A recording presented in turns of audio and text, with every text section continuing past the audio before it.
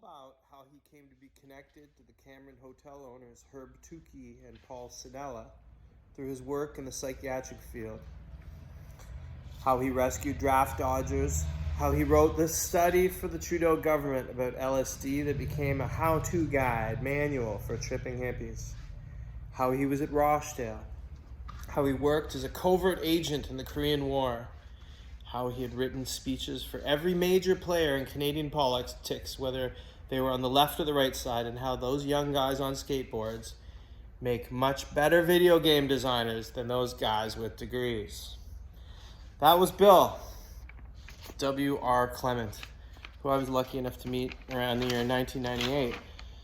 That little text I wrote was written by a Toronto arts writer named Donna Lipchuk in the year 2015 as for Bill's obituary. And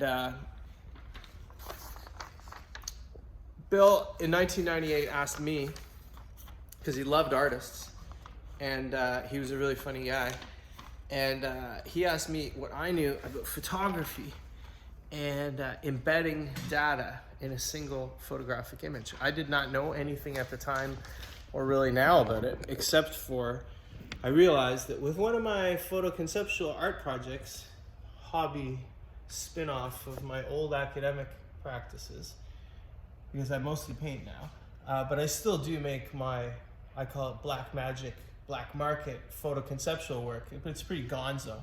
But the most recent iteration is OpenLinks 11. And OpenLinks is a memetic device.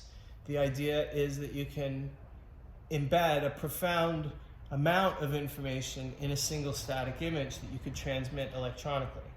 So it circles back to Bill's question. I still don't know anything about what he's talking about, but what I do know is that this device does what he was asking. So this is fun. So let's explore, in honor of Bill, on Billovision, because that's the name of this production company, Billovision. And this is just, I guess the idea is Creative Wall for issue 11, episode 11. And to my friends that I'm working with, this is fantastic. I hope you get the vibe. And here we go. So we're gonna go to issue 11. And first of all, I guess, just as this video starts with a reference to Bill, there's a little footnote here.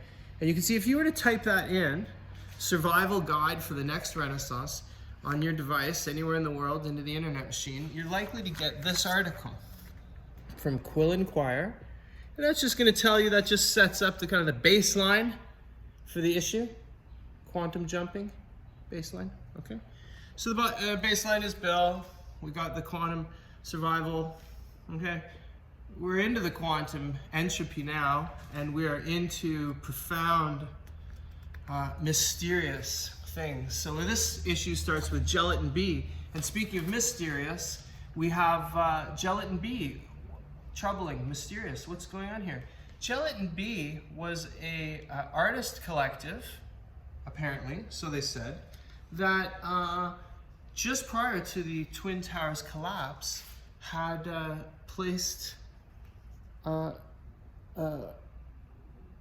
not placed anything, they had removed a glass panel from one of the towers, smuggled in material, and built a balcony, a viewing balcony, as mentioned in the New York Times article about it, and had a helicopter come by and photographed people standing on this improvised balcony, totally covert, totally illegal, totally, just off the hook, how they arranged it. It really makes you wonder what was going on. And intuitively, guess what? There were some espionage arrests, including artists. A few hundred, in the end, artists turned out to be spies.